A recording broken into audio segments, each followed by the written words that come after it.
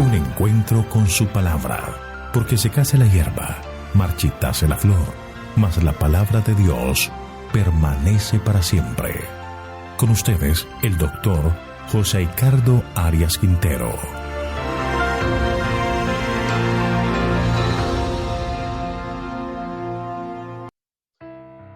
Hoy vamos a estudiar Salmo capítulo 83, plegaria pidiendo la destrucción de los enemigos de Israel. Te invito a orar. Amante Padre, te agradecemos por este día que nos regalas de vida. Te agradecemos por tu perdón y salvación. Te pedimos que nos acompañes por medio de tu Espíritu en el estudio de tu palabra, que podamos sacar lecciones que fortalezcan nuestra confianza en ti. Te pedimos todo en el nombre de Jesús. Amén. El Salmo 83 es una ferviente súplica para que Dios libre a Israel y para que preserve a la nación santa. Israel estaba rodeado de naciones que deseaban su destrucción, y podemos entender muchas de ellas que hicieron alianzas diversas para destruir, atacar a Israel. Elena de White aplica este salmo al reinado de Josafat, cuando se vio rodeado de un gran ejército, de una confederación entre Moab, Amón y Edom, y donde el rey de Israel decide buscar al Señor de rodillas, y el Señor lo libró milagrosamente. Ella hace el siguiente comentario en donde termina citando todo el Salmo 83. Ella dice: con confianza podía Josafat decir al Señor: a ti volvemos nuestros ojos. Durante años había enseñado al pueblo a confiar en aquel que en siglos pasados había intervenido tan a menudo para salvar a sus escogidos de la destrucción completa. Y ahora, cuando peligraba el reino, Josafat no estaba solo. Todo Judá estaba en pie delante de Jehová, con sus niños, sus mujeres y sus hijos. Unidos, ayunaron y oraron. Unidos, suplicaron al Señor que confundiese a sus enemigos, a fin de que el nombre de Jehová fuese glorificado.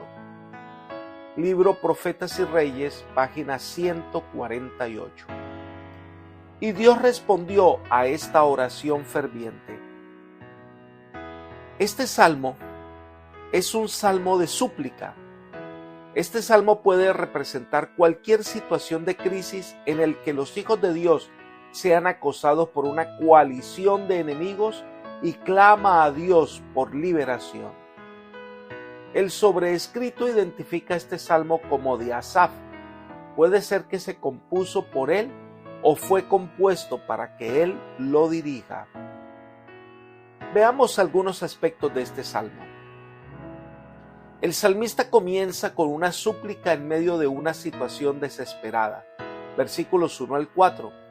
Se destaca el uso de frases breves que demuestran mucha angustia y necesidad. Comienza el salmista con una súplica interesante. Leamos el versículo 1 de este Salmo 83. Dios, no guardes silencio, no calles. Dios, ni estés quieto. El salmista sabe que para que su pueblo pueda librarse de esta tremenda crisis en la que está, Dios no puede guardar silencio. Por eso pide al Señor que no se quede allí, es decir, que no se quede quieto, pide que actúe, porque los enemigos se han unido en contra del pueblo de Dios con el fin de destruirlo. Leamos los versículos 2 y 3. Porque rugen tus enemigos y los que te aborrecen alzan la cabeza. Contra tu pueblo han consultado astuta y secretamente y han entrado en consejo contra tus protegidos. Algo interesante es que a veces Dios nos hace pasar por estas circunstancias para acrecentar la realidad de nuestra necesidad de dirección divina, para que podamos entender que sin Dios no podemos hacer nada. Por eso el salmista suplica por la acción divina, porque entiende que si Dios no interviene, Israel sería destruido. Los enemigos de Israel tienen la intención de acabar con el pueblo. Versículo 4. Han dicho: venid y destruyámoslo, para que no sean nación y no haya más memoria del nombre de Israel. Creo que debemos considerar de este pasaje dos cosas. Primero, en el gran conflicto se destacan las intenciones de Satanás de destruir al pueblo de Dios. El enemigo desea acabar con el pueblo que proclama el reino de Dios. Él nos acosa individualmente para hacer flaquear nuestra fe, pero también nos ataca colectivamente para destruir la iglesia de Dios. El salmista, en segundo lugar, entiende que la única manera de vencer al enemigo es dependiendo de Dios. No es seguro confiar en el hombre ni en sus estrategias, sino en el poder de Dios. Dios ha prometido pelear la batalla, y esta fue la seguridad que Dios le dio a Josafat y a Judá.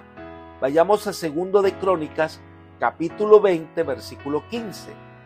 Dice: y dijo: oíd Judá todo, y vosotros moradores de Jerusalén, y tú, rey Josafat, Jehová os dice así: no temáis, ni os amedrentéis delante de esta multitud tan grande, porque no es vuestra la guerra, sino de Dios. Por eso la seguridad más grande que podamos tener es confiar en la liberación divina. La batalla, la guerra es de Dios. Él está encargado de otorgarnos la victoria. Elena de Guay aconseja lo siguiente: no hemos de confiar en príncipes, ni poner a los hombres en lugar de Dios. Debemos recordar que los seres humanos son sujetos a errar, y que aquel que tiene todo el poder es nuestra fuerte torre de defensa. En toda emergencia, debemos reconocer que la batalla es suya. Sus recursos son ilimitados y las imposibilidades aparentes harán tanto mayor la victoria. Libro Profetas y Reyes, página 150. El salmista acude al lugar correcto, a orar a Dios por protección, seguridad, salvación. Y esa es la invitación que recibimos hoy.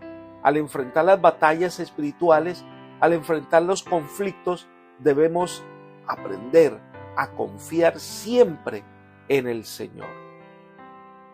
Sigamos con nuestro estudio del Salmo 83, ahora con los versículos 5 al 8. Leamos: aún se confabulan de corazón, contra ti han hecho alianza las tiendas de los edomitas y de los ismaelitas, Moab y los agarenos, Gebal, Amón y Amalec, los filisteos y los habitantes de Tiro. También el asirio se ha juntado con ellos, sirven de brazo a los hijos de Lot. No tenemos evidencia que estas naciones se hubieran confederado contra Israel. No podemos mirar eso ni en el libro de Reyes ni en el libro de Crónicas. Parece que el salmista menciona estas naciones para hacer entender la inminente crisis y el grave peligro en el que está Israel en manos de los enemigos fronterizos. Rodeado de naciones enemigas, se da cuenta que no tiene otro socorro que el Dios Todopoderoso. Se destaca que muchos de ellos eran familiares de Israel. Por ejemplo, Amón y Moab eran hijos de Lot. Ismael era hijo de Abraham. La Biblia predice que a veces los enemigos más acérrimos de la verdad son aquellos que incluso han estado entre nosotros. Además, existen personas que simplemente son enemigas de la verdad y de los hijos de Dios porque la conducta fiel y justa de los santos es una reprensión a su propia conducta. Y entonces el odio se levanta. Un ejemplo clásico: Caín se enoja con Abel y lo asesina. ¿Qué fue lo que le hizo a Abel? Nada. Abel solo obedeció al Señor fielmente y esto causó los celos de su hermano. El favor de Dios sobre Abel por ser obediente causó odio en Caín. Y eso es lo que sucede muchas veces a nuestro alrededor. La conducta fiel de los hijos de Dios trae como resultado el odio de los impíos. Algo interesante es que a veces el Señor nos hace pasar por estas situaciones de crisis y nos priva de ayuda material para que podamos aprender a depender de Él, del Todopoderoso. Cuando vemos los versículos 9 al 12, la súplica del salmista es que estas naciones sufran la derrota de todos aquellos reyes y naciones impíos que intentan destruir a Israel y que el Señor los pueda vencer. El salmista hace un repaso de ciertos acontecimientos que considera vale la pena recordar para fortalecer la fe de los creyentes. Leamos los versículos 9 y 10 del Salmo 83. Hazles como a Madián, como a Sísara, como a Javín en el arroyo de Sisón, que perecieron en Endor, fueron convertidos en estiércol para la tierra. Aquí se menciona varios aspectos. Por ejemplo, se menciona a los madianitas cuando fueron derrotados por Gedeón. Esta historia es considerada una de las más gloriosas de Israel. También se menciona la derrota de los ejércitos de Javín y la muerte de Sísara en manos de Jael. Y da como resultado un hermoso canto de triunfo que podemos leer en Jueces 5. Además se menciona Endor, el lugar donde Saúl comete el error de consultar una pitonisa, y allí en este lugar ocurrió la muerte de todos aquellos que rechazaron al Señor. Apenas se menciona nuevamente a Gedeón dando muerte a los reyes madianitas. Leamos otra vez el versículo 11. Pon a sus capitanes como a Oreb y a Zeeb, como a Seba y a Salmuna, a todos sus príncipes.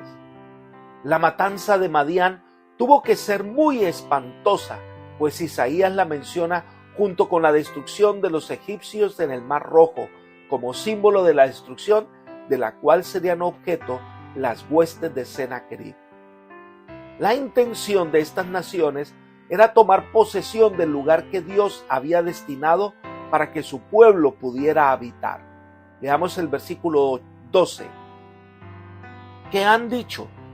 Hagamos nuestras las moradas de Dios. De la misma manera que estas naciones fueron derrotadas y borradas por sus malas intenciones, así debería pasar ahora con estos enemigos del pueblo de Dios. Por otra parte, nuestra fe no se basa en la nada.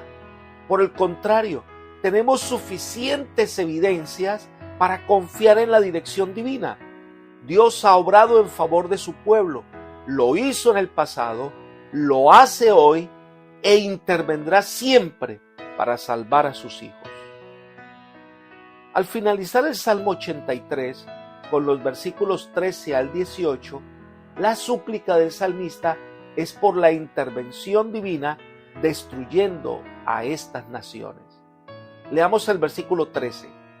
Dios mío, ponlos como torbellinos, como hojarascas delante del viento. Torbellinos viene del griego galgal, que significa rueda, y es una referencia a una planta de la familia del cardo o espino, cuya flor seca tenía la forma de una rueda. El salmista pide a Dios que expulse al enemigo y lo destruya completamente, así como el viento se lleva las hojas secas. Es como el tamo, no tienen valor y solo sirve para ser quemado. Sigamos con el versículo 14. Como fuego que quema el monte, como llama que abrasa el bosque. Así como el fuego destruye el bosque y arrasa con todo, de la misma manera que Dios actúe en contra de estas naciones, que no encuentren paz en ningún lugar de la tierra. Versículo 15. Persíguelos así con tu tempestad y atérralos con tu huracán. Qué terrible debe ser la experiencia de aquel que es perseguido por Dios. No existe lugar donde nos podamos esconder. Dios siempre nos encontrará. Eso es sinónimo de terror para aquel que huye de Dios, pero de esperanza para quien que busca salvación. Pero algo interesante que trata el salmista es que él desea que las circunstancias que rodean a estas naciones enemigas lo lleven a reconocer al poderoso Dios. Leamos el versículo 16. Llena sus rostros de vergüenza y busquen tu nombre, Jehová. Es interesante que el salmista no pide que se haga sufrir a los enemigos de Israel, sino que mediante los acontecimientos que Dios permite que sobrevengan, sean inclinados a reconocerlo y a buscarlo como el Dios verdadero. Él anhela que la humillación de ellos dé por resultado su sumisión a la voluntad de Dios. Y finaliza con la intención del salmista de llevar a los hombres a adorar al Dios eterno. Leamos los versículos 17 y 18. Sean confundidos y turbados para siempre, sean deshonrados y perezcan, y conozcan que tu nombre es Jehová, solo tú, el Altísimo sobre la tierra. El salmista ruega que los enemigos de Israel sean humillados y llevados al borde mismo de la destrucción, a fin de que con sinceridad y veracidad se vuelvan a Dios. El salmista pide la destrucción total o casi total de los enemigos de Israel, no como una venganza personal, sino para demostrar que Jehová es el supremo gobernante del mundo. El propósito del castigo es que la gente conozca a Dios. El Salmo concluye con esta nota sublime. Nos muestra que el salmista desea que cuando Dios obra, todos, tanto los hijos de Dios como los malvados enemigos de Dios, reconozcan la soberanía del Eterno. Los reyes malvados que intentaron destruir a Israel reconocerán la poderosa intervención divina. Esto demuestra su soberanía y poder. Apreciados amigos y hermanos, cuando nos vemos rodeados por el enemigo, cuando estemos cercados por las circunstancias, cuando parece que la derrota es inminente, cuando nos damos cuenta que no podemos contra ellos, entonces llegamos a reconocer que la batalla es del Señor y que esta situación extrema es la oportunidad de Dios para obrar y salvar. Es aprender a depender del poder de Dios como seremos vencedores. Hoy podemos tener esa misma seguridad confiando en el Señor. Cuando la lucha es más dura, es cuando podemos evidenciar el poder de Dios para salvarnos. Dios es quien guía nuestra vida y el que nos da la victoria. No debemos temer, debemos confiar nuestros problemas al Señor y Él obrará. Pon tus cargas en las manos del Señor y espera en Él. Que el Señor te bendiga y te guarde y te guíe por sendas de paz. Es mi oración por ti. Amén.